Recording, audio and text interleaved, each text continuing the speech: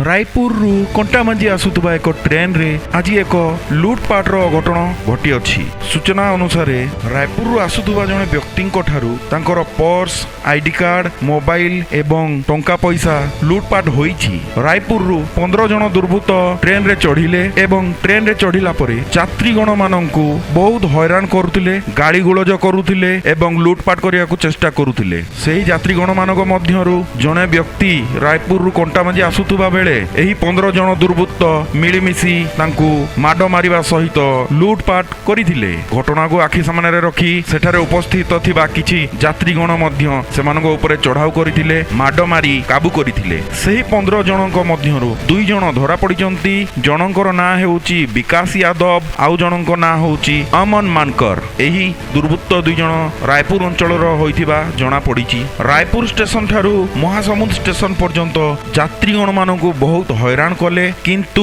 साहसर सहित यात्रीगण माने मध्य महासमुंद स्टेशन रे सेमानंकु काबू करिथिले। देखंतु ए हेउचंती सेही 2 जन दुर्बृत्त यात्रीगण माने पुलिस रो जिमारे देइथिले। कंटामांजी मुख्य चिकित्सालय रे सेमानंकर चिकित्सा कला परे पुलिस सेमानंकु नेइकी पचरा उचरा करूचंती एवं एही 2 जनक ठारू अन्य दुर्बृत्त मानंकर ना एवं ठिकଣା पचरा उचरा करूचंती।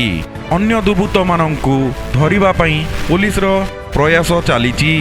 लोकर खुलासा न्यूज 24/7 सोमनाथ भोई रिपोर्ट। कैमरामैन टुकु नायकों सहित सदा सर्वदा आपणक हितरे।